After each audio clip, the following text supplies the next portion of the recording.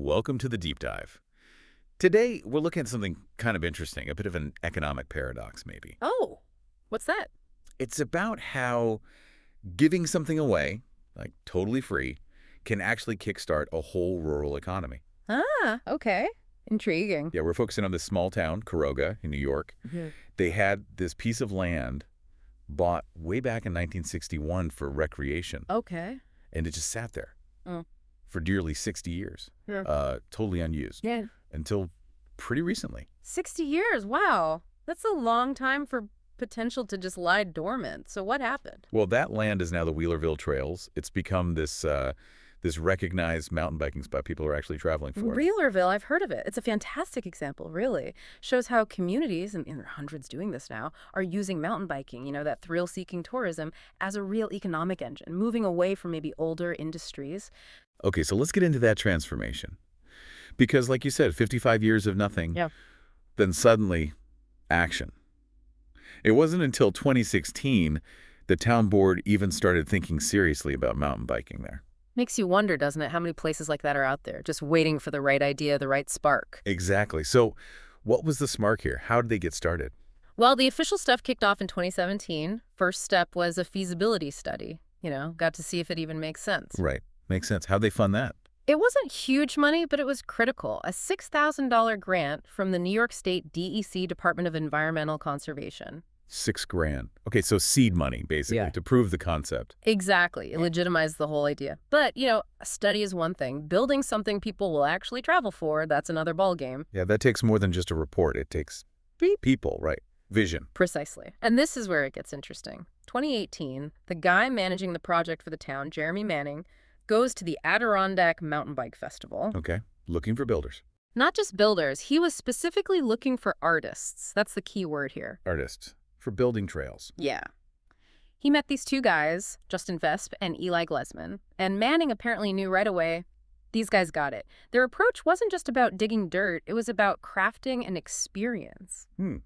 So like sculpting the trail. Sort of, yeah. He talked about their high-level trail building skills. He knew that's what would make Wheelerville different, unique in that whole central New York and Adirondack region, not just another local path. And did the writers notice that artistry? They did. Later on, this writer, Patrick Howell, he specifically called Vesp and Glesman artists. So Manning's gut feeling was spot on. If you want people driving hours, bypassing other trails, the quality has to be exceptional. It has to feel designed. Okay, so art costs money. How did they fund the actual construction, that first phase? Right, that came partly from the town itself, stepping up. And they also got a bigger DEC grant this time, a $65,000 Smart Growth Implementation Grant. $65,000. Still seems pretty modest, honestly, for building something world-class. It does, but that initial investment laid the foundation. It got the first trails in, the ones that started building the buzz. All right, so they've got the land, the vision, the artists, and some initial funding. Phase 1 done. Now, what about the product itself? What did they actually build that gets people so excited? This is where you see the payoff. We've got quotes from writers like Brian Jones from Ohio. Think about that, Ohio to upstate New York for mountain biking. Yeah, that's a haul. What did he say? He called the trails world-class, said they were so smooth and so well built, and get this, rival any place I've been. And Ohio's got some decent trails itself. Wow, okay, so the quality message landed. What about the reach? Did they expect people from Ohio or further? Honestly, no. They figured, local folks, maybe Albany, Syracuse. But it just took off. People started coming from way further western NY, Vermont, Massachusetts, even Canada. Canada. Yeah, there's this guy, Michael Tiff, from Trenton, Ontario. He drives down to Schenectady sometimes to see family, and he actually plans his trip to include a stop at Wheelerville to ride. That's like a 3-hour detour, minimum. Yeah. Just for the trails. Just for the trails. That tells you something, right? That kind of pull. Yeah. It demands you ask, what is it about the design? Okay, yeah. What's the secret sauce in the dirt? It seems to be this philosophy of repeatability.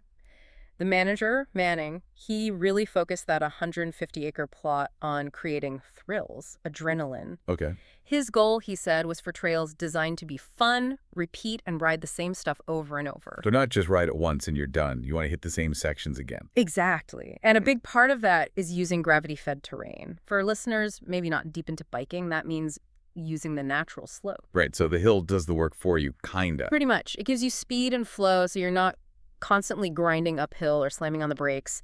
It minimizes fatigue. Makes it less of a workout, more of a ride. Yes. It maximizes the fun. Especially for skilled riders, they can hit their favorite jumps or berms multiple times easily in one go. It gets addictive. That's what brings them back month after month. And the numbers back that up. How big is it now? It's grown quite a bit. They've got 16 trails now. Cool names, too, like Live Free and Fly, Infectious Nature. Yeah, nice. And visitor numbers. Hundreds riding on a typical weekend. And they have an annual festival in August. Over 1,000 riders show up for that. 1,000 riders. Okay, that's significant for a small town. Yeah. But here's the bit that still gets me. Let me guess. It's free. Yeah. All this quality, people traveling hundreds of miles, and zero admission fee. How does that work economically? Why not charge, say, $10, $20 a day? Lots of bike parks do. That's the paradox we talked about at the start. They figured it out. Their goal isn't making money from the trails directly. It's making money around the trails. Exactly. It's community revenue. The thinking is the lower the barrier to entry, like zero cost to ride, the more appealing it is, especially for people planning a multi-day trip. Ah, okay. So free trails encourage longer stays. Right. And longer stays mean more money spent on lodging, food, drinks, maybe some local shopping. That's where the real economic boost for the town comes from. Not from a $10 trail pass. Okay, that makes sense. They sacrifice direct revenue for a much bigger indirect spending in the community. Let's talk about that spillover then. Is it actually happening? Oh, yeah, absolutely. It's not just theory. Riders aren't just doing, like, hit-and-run rides. You see people staying overnight, parking RVs at Pine Lake Park, which is nearby. Okay, and local businesses? Clear examples. People grabbing sandwiches, freshly made ones from the Canada Lake store. There's one rider, comes down from Queensbury every month. He always stops at Project 29 Pub or Stump City Brewing afterwards. So the trails are literally driving customers right to the doors of local businesses. Directly. It's cash flow. And the town knows they need to keep that going and even broaden the appeal. Broaden it how?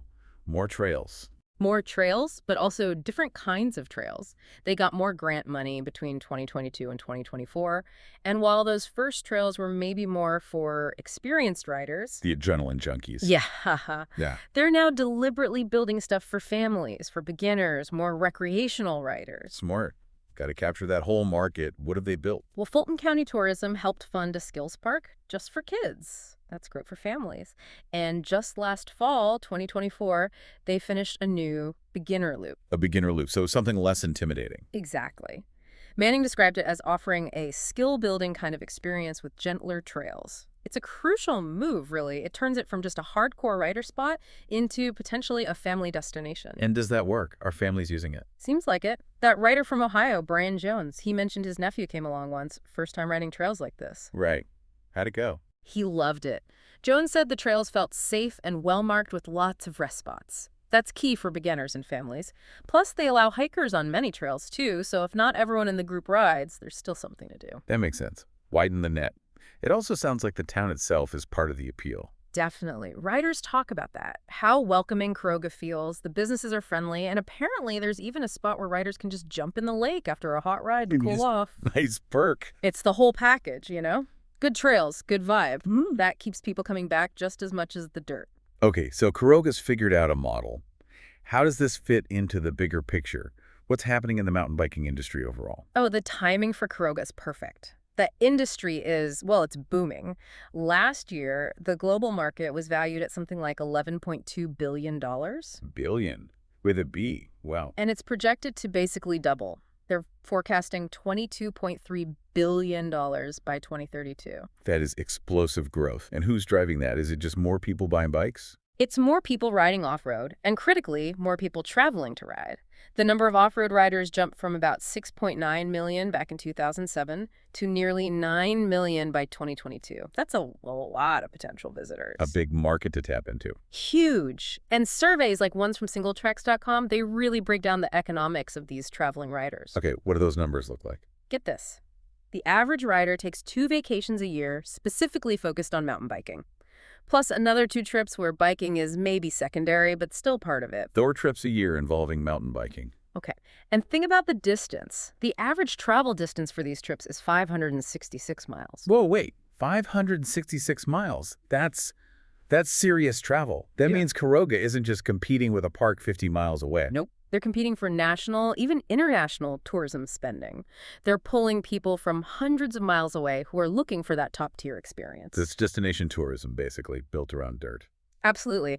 And here's the other kicker number. Riders spend, on average, around $400 on each of those trips. $400 per trip. Okay, now the free admission makes even more sense. You give up $10 at the gate to capture potentially $400 in the town? Precisely. That $400 goes into lodging, food, gas, maybe bike shop repairs, souvenirs, all local spending. Multiply that $400 by the hundreds visiting on weekends or the 1,000 at the festival. That's serious money. That festival weekend alone, that's potentially $400,000 injected into that small town economy. Exactly. You see how it adds up fast. This isn't just pocket change. It's the kind of money that can genuinely revitalize a community. That's why Manning, the manager, sees Wheelerville as an engine for community development. So with this kind of success and potential, what's next for Caroga? Are they just maintaining, or do they have bigger plans? Are they looking at other successful towns? Oh, they're definitely looking ahead. Manning mentions looking at places like Bentonville, Arkansas. Ah, Bentonville. Yeah. Back by the Waltons, right? They call themselves the mountain biking capital of the world. Right. Now, Caroga probably can't match that scale, obviously, but they look at other successful smaller towns too, like Copper Harbor in Michigan or East Burke, Vermont, places that really punched above their weight by leveraging amazing trails. So the lesson is, focus on world-class design, and you can become a destination regardless of town size. It seems to be, yeah. But they also know the trails need to be better connected to the town. Right, you don't want the money staying just out at the trailhead. Exactly. So a big future plan is building the Wheelerville-Caroga Connecting Trail, something that leads riders right into the town center. That's crucial for making sure those local businesses really benefit directly. Easy access. Yeah. And Manning's vision goes beyond just biking, too. He talks about wanting people to come here for the trails and stay for a concert. They have the Caroga Arts Collective there, so trying to link those assets together. Create a whole visitor experience package. Yeah, right. And even bigger picture, the county planning director, Scott Huns, he sees potential for even more connections, linking Wheelerville trails to other systems like Peck Hill, maybe even trails towards Gloversville and Johnstown. Creating a whole regional network, that could be really powerful. Yeah, a true regional draw where all the different assets sort of feed off each other. Okay, so let's try and synthesize this. What's the blueprint here that other towns, maybe listening right now, could learn from Caroga? I think there are a few really key takeaways. First, the speed. This stuff can happen fast. Manning said it grew faster than we expected. The demand is clearly out there for this kind of high-quality, specialized writing. Don't underestimate the demand. Okay, what else? Sakaris, the absolute importance of quality design. Hire the artists, not just the diggers. That's what attracts the traveling writer, the one willing to drive 500 miles and spend $400. You need that wow factor. Quality attracts the high-value tourist. Got it. Got it. And the third point. The economic model itself. That power of offering top-tier outdoor recreation for free. It seems counterintuitive, but that zero barrier to entry. That's the key that unlocks the serious spending on everything else, the lodging, the food, the local shops. You lure them with the free, world-class fun. And they end up revitalizing your town for you while they're having a good time. It's a pretty amazing return on investment for what started as just, public land. An incredible ROI. Okay, here's a final thought then for everyone listening. Caroga kicked off this whole success story by finally using land they bought back in 1961, land that did nothing for over 50 years. Yeah. So thinking about that booming mountain bike industry, that $400 average spend per trip, what does Wheelerville's success tell you about the potential value just sitting there, untapped, maybe in your community, in old recreational plots or just public land that's been overlooked? Makes you wonder what hidden gems are out there waiting for the right vision. Maybe it's time to look at that forgotten patch of woods a little differently.